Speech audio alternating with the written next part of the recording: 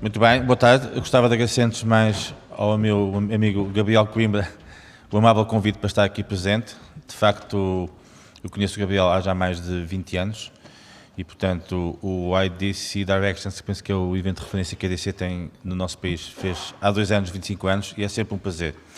Eu vou tentar, depois desta apresentação sobre a inteligência artificial, trazer aqui de uma forma muito clara e muito simples, antes das outras apresentações que se vão seguir, algumas ideias que eu penso que são importantes sobre aquilo que são os desafios que se colocam nestes tempos incertos, complexos, difíceis que estamos todos a viver em relação à inovação tecnológica. Nós, como sabemos, estamos a viver um período de profunda aceleração na área tecnológica. Há, de facto, dinâmicas que estão absolutamente incontroláveis e todos que estão aqui lidam com isso no dia-a-dia, seja no Estado, seja nas empresas, seja nas universidades. Mas há, independentemente daquilo que são as dinâmicas da inteligência artificial, do ChatGPT, da cloud e de todas as soluções que estão subjacentes, há alguns princípios básicos que eu acho que é importante, de vez em quando, nós temos em atenção para perceber como é que podemos utilizar, de facto, essa matriz e essa solução. Desculpa, eu para avançar... Não tenho aqui o computador, portanto... Eu só precisava saber como é que eu posso avançar, peço desculpa, na apresentação, que eu não tenho aqui...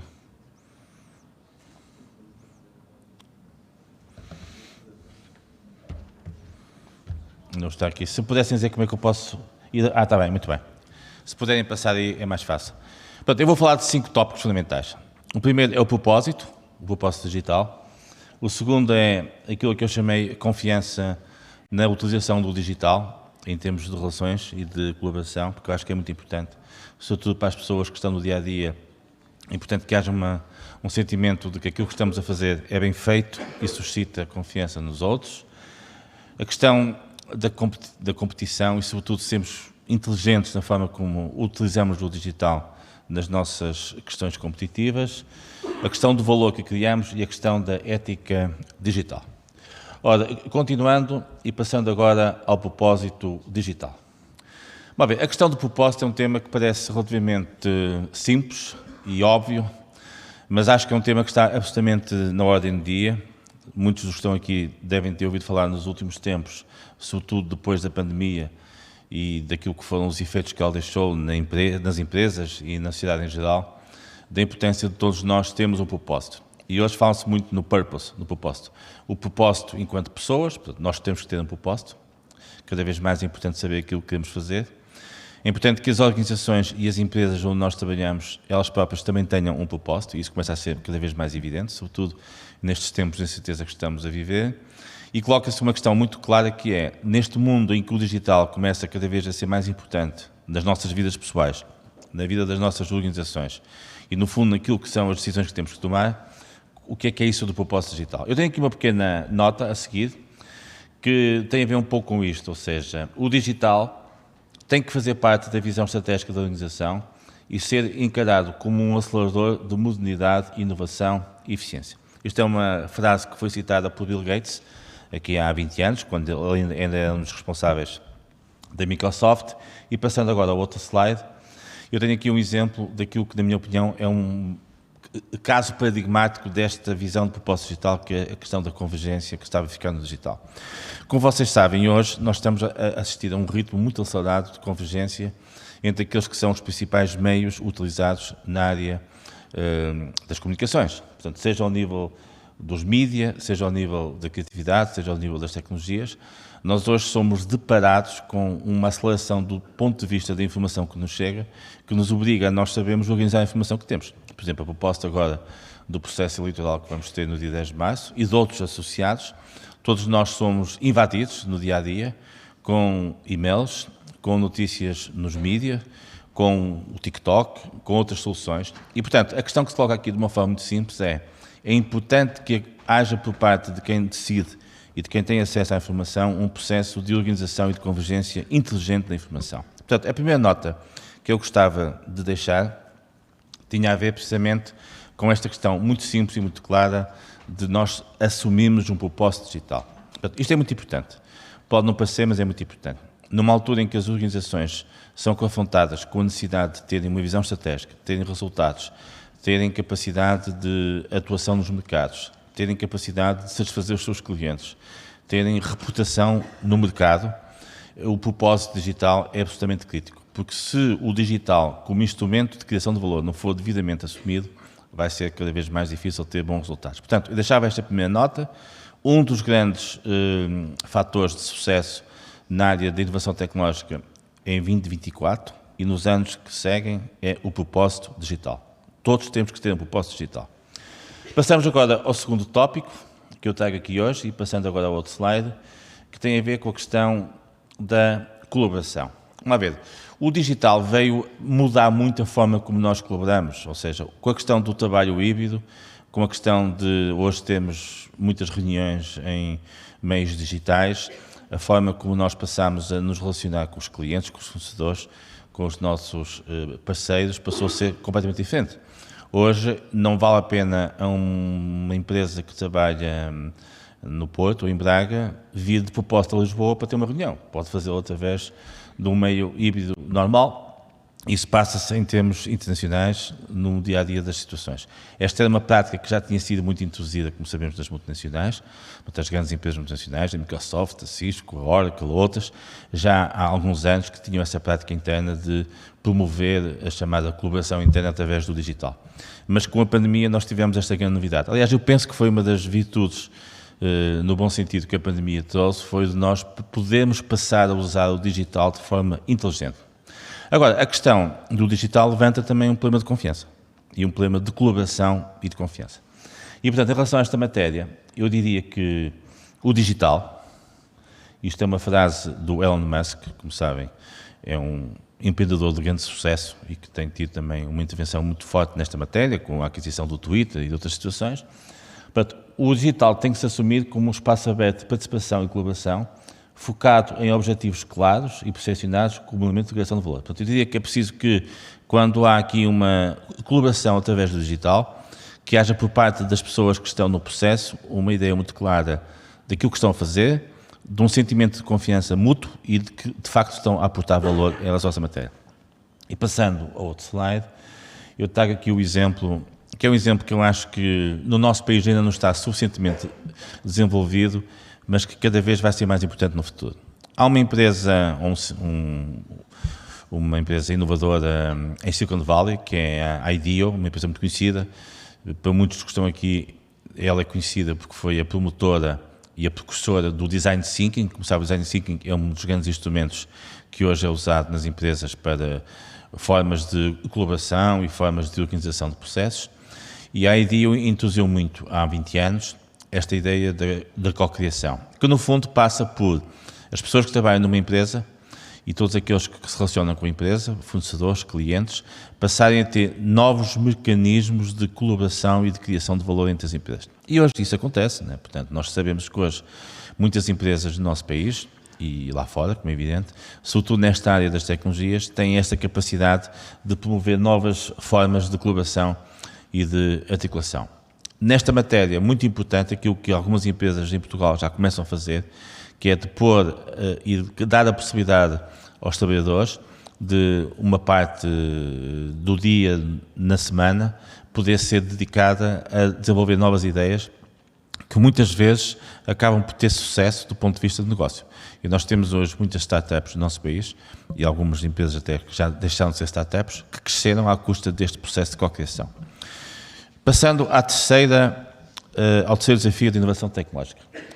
Inteligência competitiva. Este é um tema que está muito na moda e está muito associado a um estudo que foi feito há muito tempo no MIT, numa escola americana muito conhecida, e onde basicamente a ideia que na altura foi criada foi de que as empresas e as organizações tinham que ser muito competitivas, ou seja, tinham que ser cada vez mais agressivas na forma como abordavam o mercado, mas tinham que ter a capacidade suficiente para intervir nesse mercado de forma inteligente.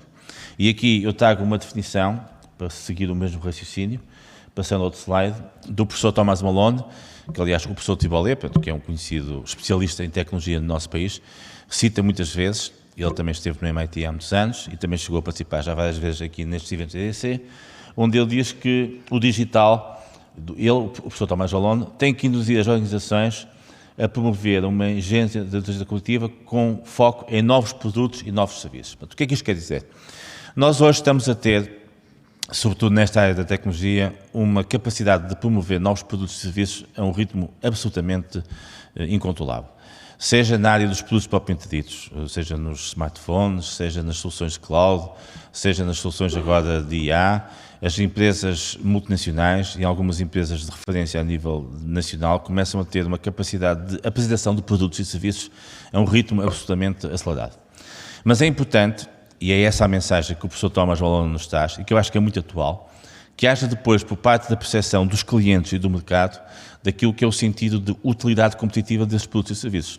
Nós não podemos, obviamente, ter uma situação de ciclo de renovação de produtos mais rápida do que a própria ciclo de eficiência das organizações.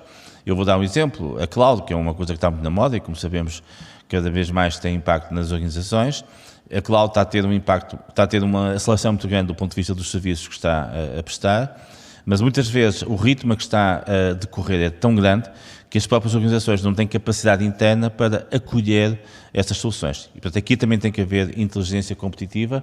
E, passando agora ao outro slide, eu trago aqui o exemplo desta noção de competência. Portanto, é preciso que as pessoas que trabalham nas empresas tenham a capacidade e a competência suficiente para saber ler aquilo que são os sinais das propostas que são oferecidas.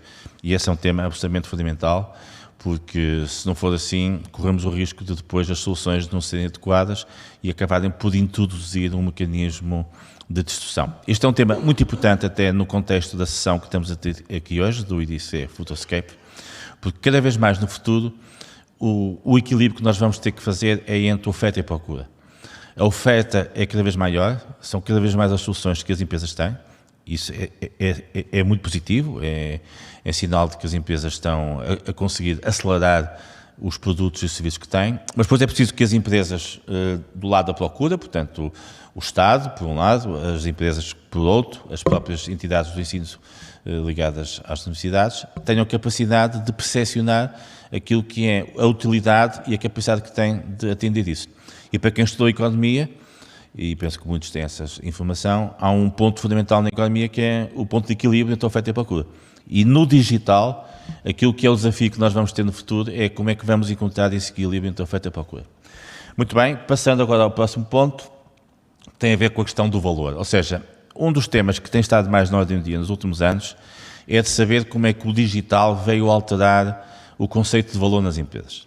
Nós sabemos que o valor que as empresas produzem está muito associado àquilo que é a capacidade de venderem os seus produtos e os seus serviços com uma certa rentabilidade e depois de assegurarem nesse mesmo mercado, junto dos seus clientes, um grau de reputação que os permita manter durante algum tempo, o maior tempo possível, esse valor. Acontece que o digital também veio introduzir aqui algumas alterações. E um dos conceitos que trouxe o digital foi esta ideia do valor partilhado.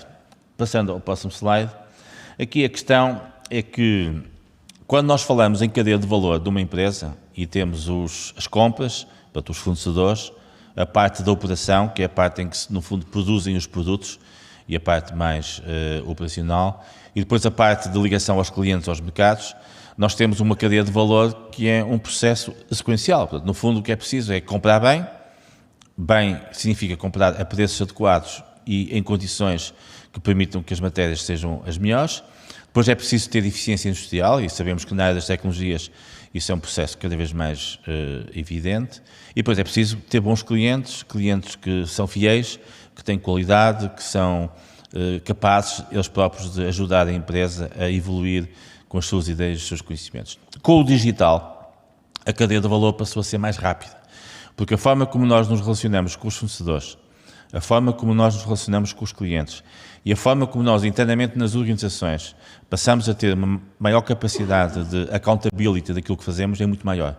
E, portanto, o digital passou ele próprio a ser um valor, um instrumento de aceleração, mas também de melhor qualificação do valor. E eu trago aqui também um exemplo associado que tem a ver com esta ideia de comunidade. Portanto, ou seja, o digital passou a dar às nossas empresas uma perspectiva de maior comunidade. Ou seja, nós no fundo temos que ter a capacidade de, através daquilo que é a nossa forma de organização interna, envolver as pessoas que trabalham na empresa, envolver os clientes e os fornecedores numa perspectiva de maior inovação e de partilha de produtos e serviços. E como estamos a chegar ao fim, e para não exagerar o tempo, passamos à quinta e última nota. Eu trouxe aqui esta nota porque acho que é muito importante nos tempos que correm. Nós vivemos um tempo, a nível da nossa sociedade, onde se fala muito de ética, portanto, infelizmente é um tema que está muito na ordem do dia, mas também no digital este é um tema muito importante. A inteligência artificial veio trazer este tema para a primeira linha da discussão e o tema que aqui se coloca tem muito a ver com o seguinte: até que ponto é que nós, no futuro, nesta relação entre as máquinas e os homens, nesta forma como nós utilizamos as máquinas nas nossas organizações, nós vamos conseguir manter níveis de ética e de responsabilidade social minimamente coerentes. E também aqui, uma nota muito simples, esta de um conhecido professor e também pensador na área do digital americano, Andrew Bergman, onde ele diz que o digital tem que se assumir como um operador de confiança e ética numa sociedade cada vez mais exigente de confiança. Ou seja, a questão é, as pessoas têm que ver nos instrumentos digitais, no TikTok, no Facebook, no Instagram, nas redes sociais, e também nos instrumentos utilizados a inteligência artificial, o ChatGPT e tudo o resto, instrumentos que, apesar de serem mais modernos, mais rápidos, mais acelerados, com maior capacidade de eficiência, ou nós podemos fazer em pouco tempo o que no passado fazíamos em muito tempo, apesar de tudo, tem que ser um elemento de confiança e de ética, ou seja, nós não podemos, de forma alguma, sentir-nos utilizados por esses instrumentos, nem que aqueles que se relacionem connosco também o façam. E, portanto, para terminar, uma nota sobre aquilo que é a questão da comunicação. Este vai ser o grande desafio que nós temos nos próximos anos do ponto de vista do digital. Com a questão das fake news e daquilo que é a capacidade de nós desvirtuarmos a informação e o conhecimento e a comunicação à custa do digital, nós vamos ter que ser capazes, enquanto pessoas, enquanto organizações, de saber dosear a comunicação e fazê-la de forma adequada para que ela traga valor para as nossas organizações. Portanto, eram estes 5 tópicos que eu trazia aqui hoje. Não são tópicos técnicos, são apenas linhas de ação que eu acho que são muito importantes. Vivemos um tempo muito incerto, muito complexo, onde de facto as decisões são cada vez mais difíceis. As variáveis que nos obrigam a tomar decisões são elas próprias muito incertas e, portanto, nós temos que ter alguns princípios básicos: o propósito, a ética, o valor, a comunicação, que nos levem a que nós tenhamos sucesso naquilo que fazemos. Muito obrigado mais uma vez.